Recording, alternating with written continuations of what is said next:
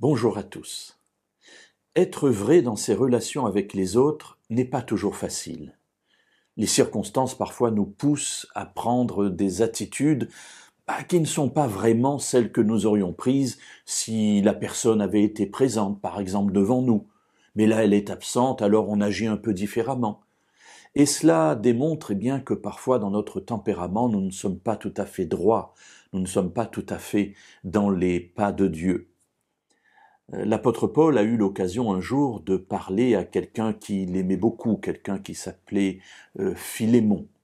Il lui écrit une lettre. Il se trouve qu'un de ses esclaves, Onésime, s'est échappé et qu'il est venu trouver refuge auprès de Paul. Et Paul renvoie Onésime chez son maître avec un courrier en lui disant, eh bien écoute, voilà, il faut que tu reçoives Onésime.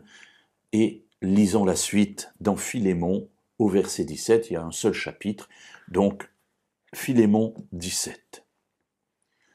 Si donc tu me tiens pour ton ami, reçois-le comme moi-même.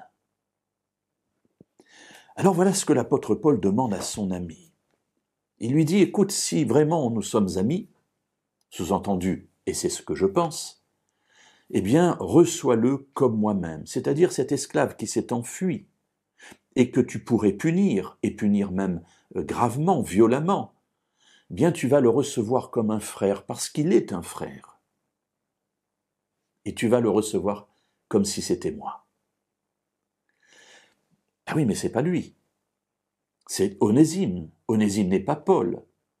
Mais Paul dit, puisque nous sommes amis, je te demande quelque chose un peu comme une faveur, tu vas le recevoir comme si c'était moi-même. Et du coup, en réfléchissant à ma vie, en réfléchissant aux relations que nous pouvons avoir les uns avec les autres, je me dis, n'y a-t-il pas là quelque chose d'intéressant à comprendre? Nous sommes des enfants de Dieu.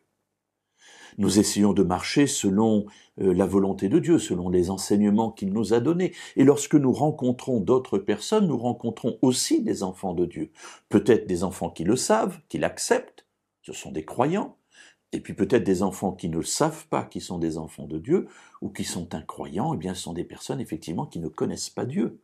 Mais ce sont quand même des membres de la famille de Dieu. Ils sont nos frères, même s'ils ne le savent pas. Et j'ai l'impression que Dieu est en train de me dire, au travers de ce verset 17 de la lettre à Philémon, qu'il faut que j'apprenne dans mes relations avec ceux qui sont à côté de moi à recevoir ces personnes comme si je recevais Dieu lui-même.